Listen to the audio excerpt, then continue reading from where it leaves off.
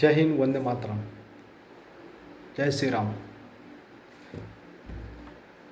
2-4 दिन से continue news चल रहा है। लोकसभा इलेक्शन हुआ और लोकतंत्र के माध्यम से प्रजा ने फिर से जो अपना कॉल दिया वो लोकसभा प्रचार तो ख़त्म हो गया, पर उसी बीच में एक दो न्यूज़ चल रही थी। आपने सुना भी होगा शायद, कंगना रनौत को थप्पड़ मारा करके।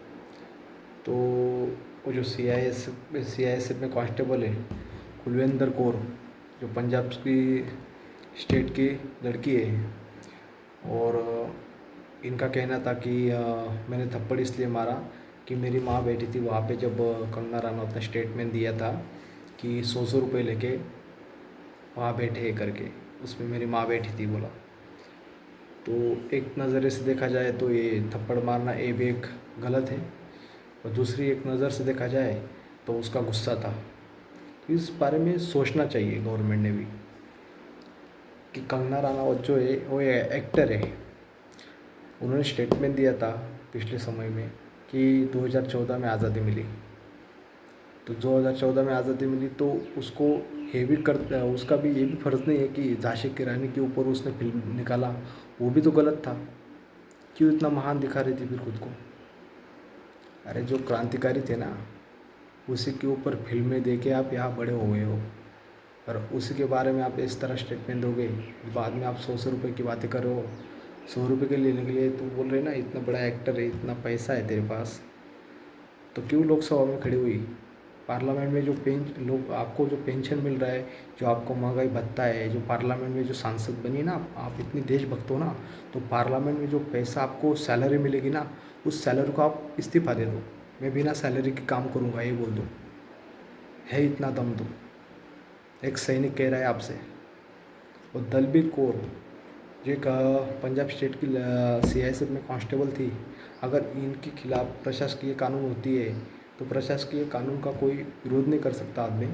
वो तो नियम के माध्यम से उन्होंने जो भी सरकार बैठी वो कार्रवाई करेगी, पर उसका संगीन इतना बड़ा आरोप नहीं है। उसको तथ्यों को देखा जाए, पीछे उनके साथ क्या हुआ है इस बारे में भी सोचा जाए। और अगर उसकी नौकरी भी जाती है, कुछ भी जाती है, तो मैं तो भाई मेरी 1 महीने की सैलरी उस परिवार को दूंगा मैं। पर कंगना रनावत अगर इतना ही देशभक्त हो आप, तो आपको मैं कहना चाहता हूँ, जो आप सांसद बनी हो पार्लियामेंट में, आप लोकतंत्र का डेमोक्रेसी का एक हिस्सा बनी हो, तो आप सही में देशभक्त हो, तो उस सैलरी को इस्तीफ़ा दे दो। और जो सैलरी का पेंशन मिलेगा आपको सांसद बनने के बाद, उसको भी इस्तीफ़ा दे दो, सही होगा तो। चलो, आप बंदों को सभी को कैसा लगा, मैं तो बोलता हूँ दलबीर कौर ने अपना गुस्सा जाहिर किया, पर इस तरह एक नियम कानून के माध्यम से कोर्ट में जाते, अगर उसी टाइम पे प्रशासकीय अधिकारियों ने कुछ कार्रवाई किया होता, जब कंगना रनौत ने स्टेटमेंट दिया था इस बारे में कि 100 रुपये दे के बैठी है, उसके बाद उसके पीछे बैठ जाओगे, तो उन्होंने बोला था 2014 में आज़ादी मिली है, तो इस तरह स्टेटमेंट दिया था, उसी टाइम प्रशासन उसके खिलाफ़ एक्शन लेती, कार्रवाई करती, तो आज सीआईएसएफ की कुलविंदर कौर, वो शेरनी को, वो सीआईएसएफ में जो कांस्टेबल में तैनात है, उस लड़की को इतना गुस्सा नहीं आता है, वो उतना थप्पड़ नहीं मारती। तो इस बारे में आप, सरकार ने भी इस बारे में सोचना चाहिए उसके बारे में। तो आशा करता हूँ कि कुलविंदर कौर को भी जस्टिस मिले, और जो हुआ है उसकी जांच सही से हो, उसको सस्पेंड ना करे, कम से कम उसके बारे में सोचे। थप्पड़ मारा है, गलत है, अपराध है, उसकी पनिशमेंट होगी, उस हिसाब से होए, पर उसके बाद जो उसका कहना है उस बारे में भी सोचा जाए। जिसने इस तरह के स्टेटमेंट दिया उसके बाद उसको भी पनिशमेंट मिलना चाहिए। फिर अगर कुलविंदर कौर गलत है पंजाब की, और उन्होंने जो पीछे उसका कहना जो है वो भी सुना जाए, उसके बारे में भी उस आदमी को भी पनिशमेंट मिलना चाहिए। तो इस बारे में सोचें। और कंगना रनावत जी, आप लोकतंत्र के एक डेमोक्रेसी का एक हिस्सा हो, एक्टर हो, तो आप बोलते हो तो थोड़ा आपको लोग फॉलो करते हैं, आपकी बातों को फॉलो करते हैं, तो आप थोड़ा तो समझो। अरे एक सैनिक आपको थप्पड़ मार रहा है, इससे बड़ी बात क्या हो सकती है देश में? आप सोचा है इस बारे में कभी? हम समर्थन नहीं करते उस थप्पड़ का, पर आप सोचो इस बारे में कि आप बार बार कुछ भी स्टेटमेंट देते हो। ऐसे कोई गरीब आदमी कुछ बोल देना, कोई नहीं सुनता है देश में।